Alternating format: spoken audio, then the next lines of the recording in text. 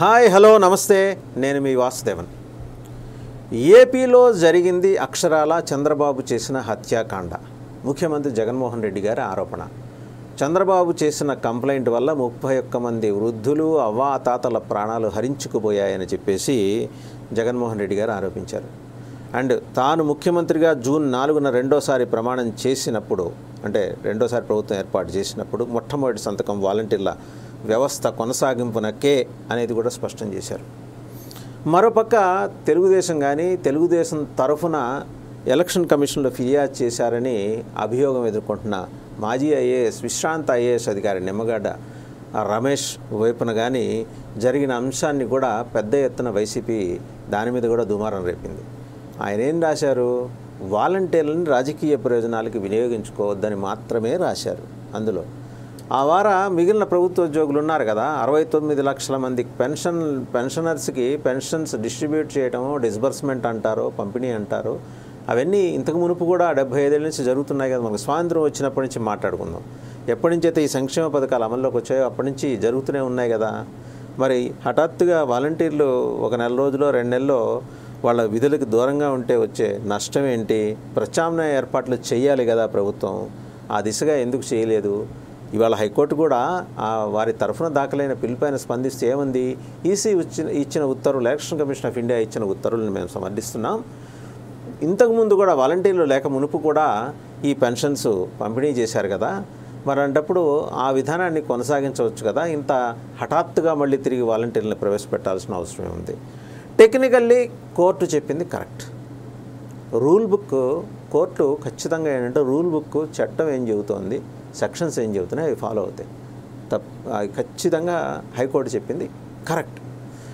అయితే మానవీయ కోణం అని ఒకటి ఉంటుంది. మానవీయ కోణంలో భాగంగా ఇప్పుడు ఇక్కడ హైకోర్టు విషయాన్ని పక్కన పెడితే ఎలక్షన్ కమిషన్ ఆఫ్ ఇండియా ఆ మానవీయ కోణాన్ని చాలా కన్వీనియంట్గా విస్మరించింది. జస్ట్ ఎవరో కంప్లైంట్ చేశారు కాబట్టి వాళ్ళని దూరం పెట్టేద్దాం. దూరం పెట్టే ముందు ఏం చేయాలి?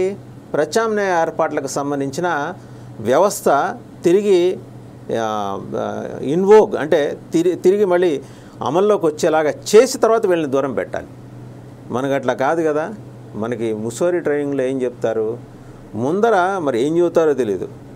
ప్రజల్ని లేకపోతే మీ దగ్గరకు వచ్చే బాధితుల్ని ఈ మరికొంతకాలం ఆ బాధ లేకపోతే ఆ వేదన కొనసాగటానికి వీలుగా ఏం చేయాలో, ఎన్ని ఇబ్బందులు పెట్టాలో అన్ని ఇబ్బందులు పెట్టాను. ఎలక్షన్ కమిషన్ ఆఫ్ ఇండియాకి తెలియదా? ఇటువంటి ఉత్తర్వులు ఇచ్చే ముందర ఖచ్చితంగా ప్రత్యామ్నాయ వ్యవస్థని పునరుద్ధరించి రీఇన్స్టేట్ చేసి తర్వాత వీళ్ళని మీరు విధులకు దూరంగా వెళ్ళండి, తిరిగి ఎన్నికల ప్రక్రియ పూర్తయి కొత్త ప్రభుత్వం ఏర్పాటయ్యేదాకా వాలంటీర్లు మీరు కనపడకండి అని చెప్పచ్చు కదా. ఎందుకు అలా చెప్పలేదు? టెక్నికల్గా పడికట్టు పదాలు అంటే జస్ట్ హ్యూమెన్ యాంగిల్ ఎలా మిస్ అవుతున్నారు అధికారులు అని చెప్పడానికి. ఇది బ్యూరోక్రసీ అనుసరిస్తున్న బ్రిటిష్ వాడు విసర్జించి వెళ్ళిన విధానాల మీద నా ఆగ్రహం ఇది. ఎందుకంటే ఖచ్చితంగా వాలంటీర్లను రాజకీయ ప్రయోజనాలకు వినియోగించుకుంటున్నది వైసీపీ పాలకపక్షం. రైట్, అప్పుడు మీరేం చేయాలి? వాళ్ళని తక్షణం పక్కన పెట్టండి. ఆ తక్షణం పక్కన పెట్టే ముందు చేయాల్సిన ఇంకో తక్షణ విధి ఉంది కదా. మొత్తం ఆ వ్యవస్థని తిరిగి కంట్రోల్లోకి తీసుకొని వాళ్ళకి ప్రాపర్ గైడ్లైన్స్ 1-2 రోజుల పాటు ప్రాపర్ గైడ్లైన్స్ ఇచ్చి వాళ్ళందరినీ దీంట్లో యూనిఫార్మ్డ్ ఫోర్సెస్లో పొద్దున పెరేడ్ జరుగుతున్నప్పుడు ఎలా ప్రవేశపెడతారో అలా ప్రవేశపెట్టించేలా చేసి తర్వాత ఈ వాలంటీర్లని 2 నెలలు 3 నెలలు కాదు 2 నెలల్లో 3 నెలల్లో ఎంతైతే తిరిగి కొత్త ప్రభుత్వం ఏర్పడేదాకా దూరంగా ఉంచండి. ఆ వచ్చే ప్రభుత్వం చూసుకుంటుంది వాలంటీర్ల వ్యవస్థ కొనసాగించాలా వద్దనేది. ఒకవేళ జగన్మోహన్ రెడ్డి గారు వస్తే కొనసాగిస్తారు. ఇందాకే చెప్పాడు కానీ జూన్ 4న నా తొలి సంతకం అని ఆయన బాధ్యత ఆయన పడతాడు. లేకపోతే వెంబడే వీరు వస్తారు, చంద్రబాబు గారు వస్తారు, వారు ముఖ్యమంత్రి అవుతారు. పవన్ కళ్యాణ్ గారు చూస్తుండగానే పవన్ కళ్యాణ్ గారి డైరెక్షన్లోనే చంద్రబాబు మళ్ళీ దాని ప్రత్యామ్నాయ వ్యవస్థను ఏదో రూపొందిస్తారు. అప్పటిదాకా దీన్ని కంటిన్యూ చేయనియండి, తప్పేంది? అంటే వాలంటీర్ల వ్యవస్థను కంటిన్యూ చేయమని కాదు, ప్రత్యామ్నాయ వ్యవస్థను పునరుద్ధరించాలి. అది పునరుద్ధరించకుండా ఆదరాబాదరా ఆదేశాలు ఇవ్వటం కరెక్ట్ కాదు అనేది పౌర సమాజం నుంచి వస్తున్న అబ్జర్వేషన్. తెలుగులో సామెత ప్రత్యేకించి ఒంగోలు ప్రాంతంలో అద్దంకిపోయిన సింగడు పోనుపాడు రాను వచ్చాడని.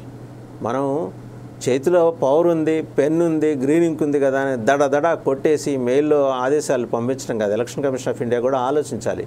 65 లక్షల మంది వృద్ధులు వితంతువులు, దివ్యాంగులు, అలాగే జగన్మోహన్ రెడ్డి గారి భాషలో అవ్వాతాతలు, వీళ్ళందరికీ అందాల్సిన పెన్షన్ల విషయంలో ఆదరాబాదరా ఉత్తర్వులు ఎందుకు ఇవ్వటం? ప్రత్యామ్నాయ వ్యవస్థను పునరుద్ధరించాల్సిందిగా చీఫ్ సెక్రటరీని ఆదేశిస్తూ ఆ వ్యవస్థ పునరుద్ధరణలోకి వచ్చిన తర్వాత, పెన్షన్ల పంపిణీ మొదలైన తర్వాత వాలంటీర్లని పక్కన పెట్టేయండి అని చెప్పాల్సిన నిర్దిష్టమైన ఆదేశాలు ఇవ్వాల్సిన అవసరం ఉంది. ఆ మాత్రం ఆలోచన చేయలేరా? పెద్దగా చదువుకొని నా బోటి వాళ్ళకే ఎంత ఆలోచన వస్తే ఐఏఎస్ ఎంతో కష్టం మీద మెరిట్ మీద సాధించి ఎలక్షన్ కమిషన్ ఆఫ్ ఇండియాలో కూర్చున్న మీకెంత ఆలోచన ఉండాలి సార్? బ్యూరోక్రాట్లు ఇందుకు కదా మీరు మీ ప్రజలకి మీ వ్యవస్థ మీద ఒక జుగుప్స, ఒక తెలియని దాన్ని ఏమంటారు, గగుర్పాటు. మీ పేరు చెబితే ఒక గగుర్పాటు ఇందుకు కదా. అందువల్ల దయచేసి వ్యవస్థలో రూల్ బుక్స్ ఉంటాయి. రూల్ బుక్స్తో పాటు మానవీయత కూడా జోడించమని మీకు మసూరి ట్రైనింగ్లో చెప్తారు. సో అది కూడా గుర్తు తెచ్చుకోండి. మీరు చెప్పిన 2 పేజీల్లో 1 పేజీ చదివి 2వ పేజీలో ముక్తాయింపు ఏందో అది మర్చిపోతే ఎట్లా? కన్వీనియంట్గా మీకు అనుగుణంగా అక్కడ చెప్పిన మార్గదర్శకాలని మలుచుకుంటే ఎలా?